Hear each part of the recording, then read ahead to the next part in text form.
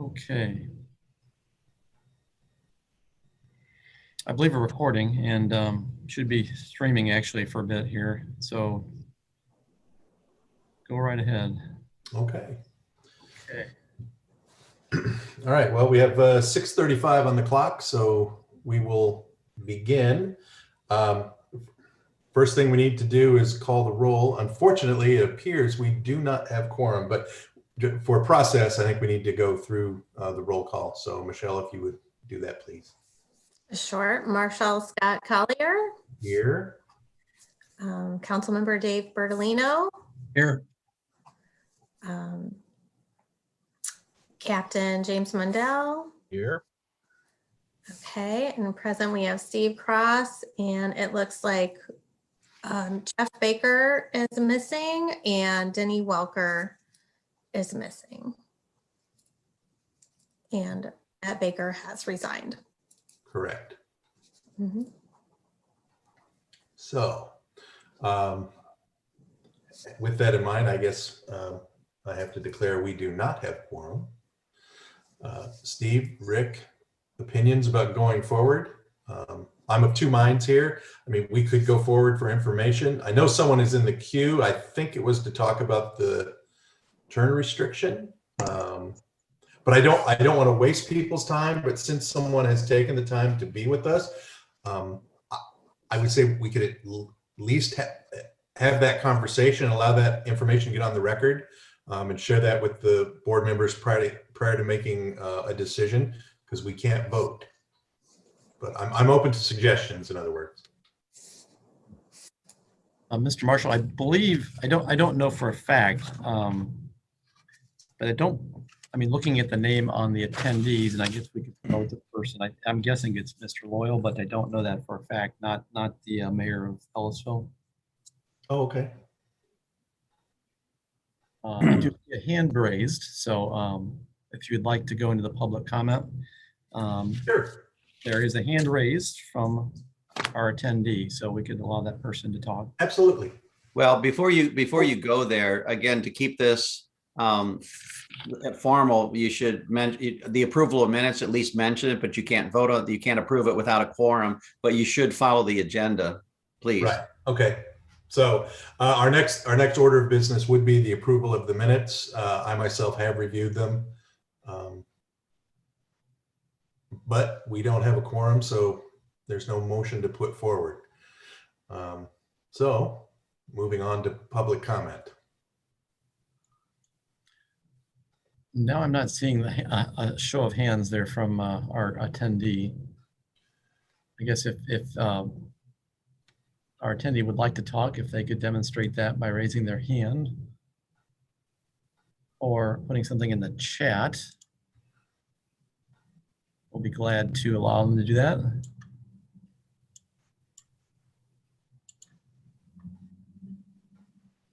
I'm still not seeing any indication of an intent to provide any public comment from our attendee.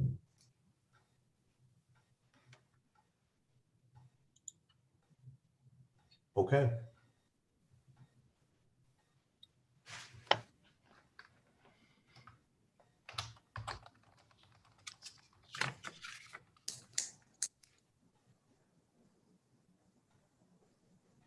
I just sent an IM just in case. Okay.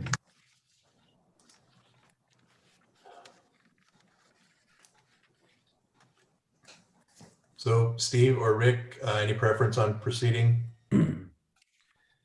Mr. Chair, I would say that, you know, if you felt it important, and it certainly is your call and the committee's call, those that are in attendance anyway, but, you know, if you feel like you want to at least discuss some items just to get them out, I would say that something that is substantive, perhaps, and maybe is going to require some more discussion, particularly as we found out today that the mayor of Ellisville may want to weigh in on something. You might postpone the left turn item until there are more members of the committee able to participate. But you know, so we're fine. If you need us here, we'll be here. But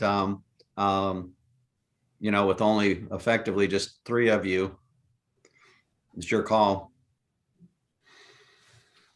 Okay, well,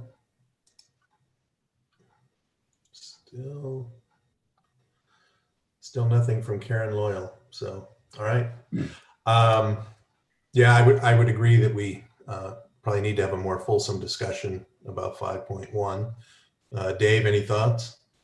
No, I think if we're gonna get a new member on and we got two missing, I think rather than be redundant, what we talked Yeah. about, I think let's just postpone everything. I would agree. Jim, did you have an update for us regarding the deer count? We could at least get that in the record. And Yes, the report's done. It's in draft form, and there's really not a whole lot to it. The narrative is actually about 2.5 pages. Mhm. The remainder of it is all mapping and pictures. There's nothing surprising here. You know, the numbers still show way beyond what they should be. Just to pull some numbers out of here. There was a task force maybe 15 years ago that developed a number of what the deer population should be in a square mile, and it was something like 15 to 20. Does that sound? Yeah. Does that sound right, Rick? 15 to 20 in a 1 square mile, and we're looking at like 60. Yikes.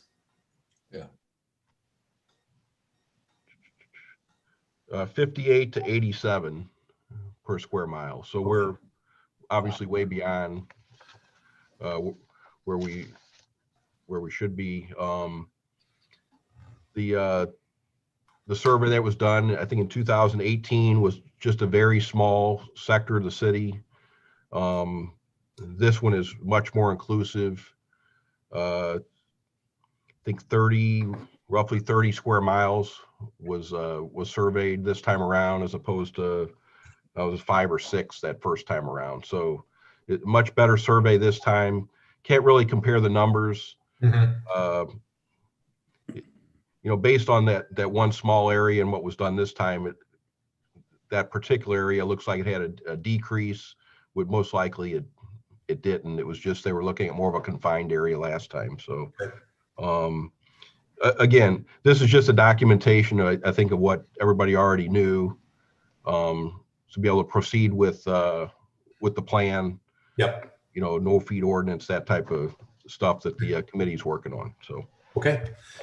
I'll Great. get this finalized and get this off to you guys. So Super. Steve, did you have a question?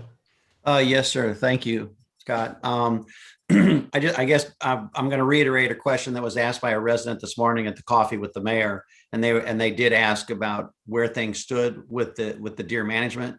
And Rick answered that he fielded that question and said, you know, it was going to be discussed tonight, that we had gotten the counts, but you know, there was still more work to be done. I'd like to see what that entails, so that if a question does come up, we've got a more definitive answer. So, because I don't know what the next steps are. Yeah, it was discussed this morning that, you know, I guess you all are looking at a no feeding policy, but what kind of time frame and what are the next steps to show some action that we can actually give something definitive to a resident the next time they ask this question?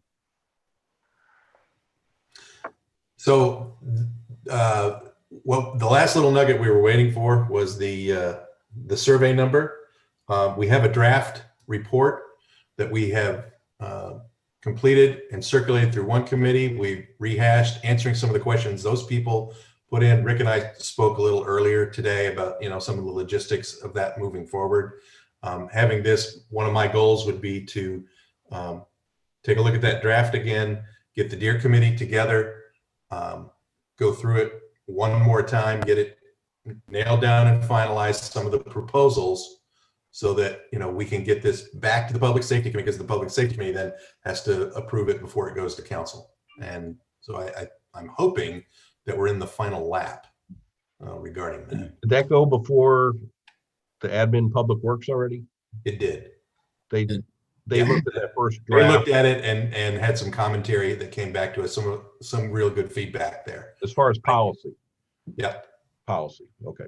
So what's the end goal here? I mean, what's the deliverable? The process, Scott, that you just described, is that a 2-month process from where we sit today?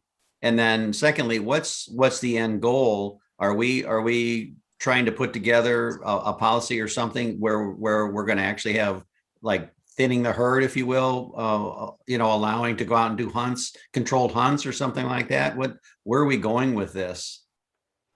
One of the options looked at is controlled hunts. What appears to have more support is the idea of allowing residents, particularly those west of 109, to put parcels together to make the 3-acre minimum to allow hunting. The idea of scheduled or professional hunts that are set up, that those are good, but there is a cost with that. And that'll be something that the council is going to have to wrestle with. And we're going to put forth the ideas, but we're also going to talk about the cost. There was some questions raised about, the effectiveness or cost effectiveness of sterilization. And so that we addressed in the draft. I think there is some support among some people for that sort of proposal. It does appear to be very cost prohibitive and not very effective, considering the deer are allowed to wander. And so I think primarily we're looking at education, a no feed ordinance, and reminding the folks in the community, hey, we got to do this for, road protection, et cetera. But then finding ways to allow more hunting, particularly west of 109, while also taking advantage of the organized hunts that the county has organized in the parks in our area. And that hopefully over time, that will have the desired effect. I do not know if council has a desire to set up, baited hunting, the professional hunting. There's a lot of people in this town, I think, they don't mind the deer. I'm one of them. I'm not a hunter in particular, but I do understand we have to manage the herd for the herd's sake and for the protection of people using the roads. It's a mess. And that is also a constant complaint. So we're trying to strike a balance there. So that's where I think we're headed. Dave, being on the committee, I mean, do you see a different angle here or something I'm forgetting? I think you hit on the head there, Scott. The controlled hunting, as we've seen with Town and Country, is effective, but it's very expensive, and it has to be continuous year after year. You can't just do it once or twice over a few years and then say you're done. So I got, my gut feel says that when we get to the council with it, they're going to endorse the combination of acreage so that homeowners can merge together to get controlled hunting on their properties, but that there will not be a groundswell support for the city spending a lot of money to do organized hunts. That's just my gut feel. Yeah. And I think there are other little things we can do as a city to put property owners in touch with people who do want to hunt. So it's not just the property owners hunting, but that there are other people that could come in. And so, using the city as a information exchange, for instance, to put hunters in touch with people who own property where this could be allowed, while also coming up with some, the city's going to have to set some rules about how do we regulate, other, do you have to notify, contiguous lot owners where there's no hunting, so that everyone understands what's going on around them, so that homeowners aren't surprised when this occurs. That's the other thing. So trying to strike that balance. My hope is that we're two meetings away, one being the deer committee and another for public safety, to get it to council. So you're talking what, 2 months roughly, maybe another. I don't want to tie us down, but I think that's where we're at. Okay. And I would hope so. Okay. Thanks for the explanation. I appreciate that. That was very helpful. Basically, the plan has a number of strategies and objectives which are geared towards basically controlling the deer population and reducing the herd in Wildwood. So it's not just deer hunting, but it's right. And it won't just be a one thing. Yeah. there's a multitude of things I think you have to do as a community. And then we're gonna have to continue to do the surveys over time. Are we having an effect? And then maybe we have to change course. So, So I think Okay. we had talked at the last meeting, if I recall, that we wanted to get the plan in front of Erin Shank, mhm. and maybe have her at our next meeting if we can do it. Yep. So once we get the report from the Wildwood precinct, we can certainly arrange that, I'm sure. And that way we get their participation and knowledge, so we can report that to council. He's apparently difficult to lay hands on. She's apparently very busy, so Yeah, if we can get her in place, we'll make best use of the time while we have her attention, really, because Well, seeing yes, her, 2 or 3 meetings in a row is just not going to happen. no, this needs to be a one-off for her. Yes, Dave. Yeah, thanks, Scott. Can I jump subjects? Can we get off of deer for just a second? Scott, or Steve, did we answer your questions? Yes, very, very thoroughly. So I appreciate you guys taking the time to educate me a little bit. No, sure, no problem. This for Rick. I know on the agenda tonight, we're going to talk about the no parking signs for the Green Pines Park. And you had a statement in there about, I guess, what we've done is not legal or not proper. Can you explain that a little bit better? Well, the concern, I think, is whether the signs that we've placed are enforceable. And I think it really boils down, the more I talked to John Young about it, I think the spin I got from John Young is the signs that we have do place a burden on the police relative to writing tickets. They can't just write a ticket. They've got to do an investigation and essentially prove that a resident intended to park on street and utilize the park. Captain Munda may want to speak to this as well, but certainly that's a burden for the police to do that. And I think the way they're signed is just not practical from an enforcement standpoint. Captain, do you want to speak further about that? Yeah, I think that I brought this to Rick's attention after talking with the prosecutor. The prosecutor deferred to Mr. Young. It's just kind of open-ended as far as this is very specific. For us to enforce a sign, I like something more general, that you cannot park from here to here, because what we would end up in is some kind of debate over, well, I'm visiting my parents who live here, and yes, I went to the park, and the neighbor called in the fact that I was, so you can see there's kind of a quandary of, we're getting into an investigation over a parking violation, which is, if anything were ever to go to a trial, it's not going to happen. Why the prosecutor's not going to want to, I can't speak for her, but want to go to trial over a parking violation that's going to end up with a $10 or $15 fine. A lot of time and resources to prosecuting a parking violation. I'd prefer it be no parking anytime from here to here, because what the complaint has been is when there are cars parked on both sides of the street, it creates a one lane, pass through, and then potentially there's a head-to-head. Now the speeds are generally going to be low, so we're not talking about an extreme crash hazard, as opposed to somebody gets, partly up the street, now they're stuck and they got to try and back up, which may not be safe. So it was more of a traffic hazard complaint due to the parking, as opposed to, we just don't like somebody going to the park, parking in front of our house. Am I right there as far as the complaint, Dave? Yeah. Although, Jim, my take on it is this, that if an officer is there and pulls up and we find that the parking lot is full and there's 2 people parked on Green Pines Drive, bumper to bumper going east,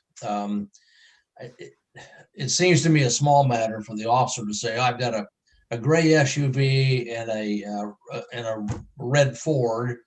sitting there. And so he walks into the park and says, who's got the SUV? Who's got the Ford? And there's maybe 6 families out there, and 2 of them are going to raise their hand. I don't know that and from my perspective, the investigation of it seems to be fairly simple. It's, you've got a captive audience. You know they're right That's there. true.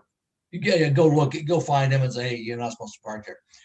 As opposed to the writing the ticket, someone's parked there with a no parking sign, you write the ticket, and then that person has to go to court and say, I was visiting my parents right there in the corner. Or is a person not allowed to park in front of their parents' house?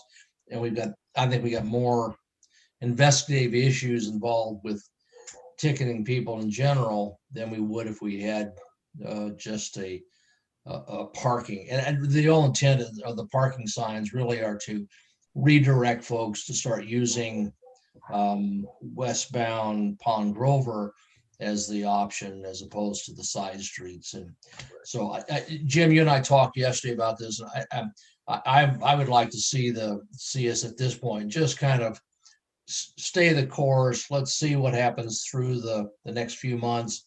I have seen far more families walking to the park, as was our original intent. I've seen fewer and fewer congested parking when it's really warm days. So I would say let's just give it some time and not make any changes until maybe this summer after school is out, and let's kind of see how it evolves. And by the time school comes back in the fall, maybe we make some changes in if we need to. That's just, again, my personal opinion. I think the signs are serving a purpose, and they're probably working as is. I mean, you're on foot probably around there more than I would be, Dave. Have you seen a difference since those signs have been put in place? Yes, very definitely. Very definitely. Yeah. Yeah. And I think us just popping in there, here and there, it's kind of correcting, with the use of those signs. So I'm not necessarily saying pull those out. It just could create potential of a legal challenge, which I'm sure is what our attorneys always look at. You want something rock solid if you're going to do something with it. So, and I appreciate Mr. Young watching out for the interests of the city, but I think the practical path that we're on now, I think, is working, and I would option to let's give it some time to kind of smooth out over the summer months. Yeah. Mr. Birdley, if I can jump in real quick. I wanted to point out, we do have that plan to restripe Pond Grover Loop Road or Parkway more correctly. I don't know if you saw that included in the memorandum. Yeah. Any concerns moving forward with that? No, I think that's the right move. I really do. And since you put up the temporary signs on Hickory, I haven't seen anybody parking there, obviously. So my assessment, as I walk the dog every day and see it, I think we've got it pretty well under control, and I'd like to see us just go forward for a few months and see how the public reacts. But move forward with the striping in that. Oh, yes, yeah, absolutely. I wasn't sure if you were saying. Both those two spots in the lot that we talked about, 2 additional spots, and then also on Pond Grover. Okay. Well, we've got them lined up to come in next Wednesday if the weather cooperates. Cool. So, Thank you. the plan. Yeah, I think giving people an obvious alternative, right at the moment, they're going to do what they look at and what they see as easiest. But if you give an obvious alternative, it'll solve itself. Yeah. Oh. Yeah. Well, or people can come to the park. in the back of my mind, I'm afraid that the one resident on the corner there might turn around and speak against it as well, but I hope that's not the case. But we'll proceed ahead with the restriping work and get that going as soon as possible. What are you saying there, Rick? Which resident on which corner? what I was referencing, so if we stripe along the north side of Pond Grover Parkway at Green Pines, that resident that's on that corner, the north, I guess I'd call it the northwest corner, Yeah. might not be so happy. They are going to be parking along the side of their home. Maybe we ought to go knock on that door before we do the striping and let them know that. That can go a long way, I feel. Yeah. Do you want me to have one of the neighborhood officers do that, or do you want to handle that? If they are willing to do that, that would be greatly appreciated. I'm sure they will be willing to do that. Yeah. And that would be greatly appreciated. And that resident has been very good so far about the construction and so on. And we tore up that corner pretty good when we put in some utilities and so on. And he's been very good, but who knows? It would be great courtesy if you called on and told him we're going to do it before it's done. I agree. We'll take care of it. Okay. If I got somebody available tomorrow, we'll do it tomorrow. Thank you very much. All right. Anything else for discussion? Okay, I don't think so. So, well, I'm sorry that we didn't have a quorum. I know it's been a while since we met. I know we wanted to address some of these things, but I do think we made a little headway, particularly on one item. So, without necessitating a vote. So, with that in mind, were there any other items for discussion, Rick? No, I don't believe so, sir. Okay. All right. Normally this is where I'd call for a motion to adjourn, but we don't have a quorum. So I wish everyone a happy Thursday and a great Easter, and congratulations, Steve, on, well, it's not a promotion, I guess, but. You know, Well, they just appointed to removed the one position. word from my title. Other than that, everything's the same. That's right. Welcome Well, what aboard. the Here's your new sign. Can't really lose his hair either. Yeah. Steve, a little anecdote. A good friend of mine years ago, back in the 90s, became the CEO of Purina Mills here in town. And he was a high school friend of mine. And I called Ed up on the day he was announced as the new CEO, youngest ever in the company, like 45 years old. Anyway, I said, Ed, congratulations. And I said, what's new in your life because being CEO? He says, I can now be sued.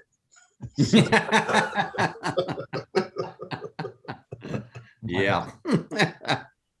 Well, Mr. Collier, I appreciate the sentiment. Thank you. You're welcome. All right. Thank you, everybody. Everybody have a great Easter. You too.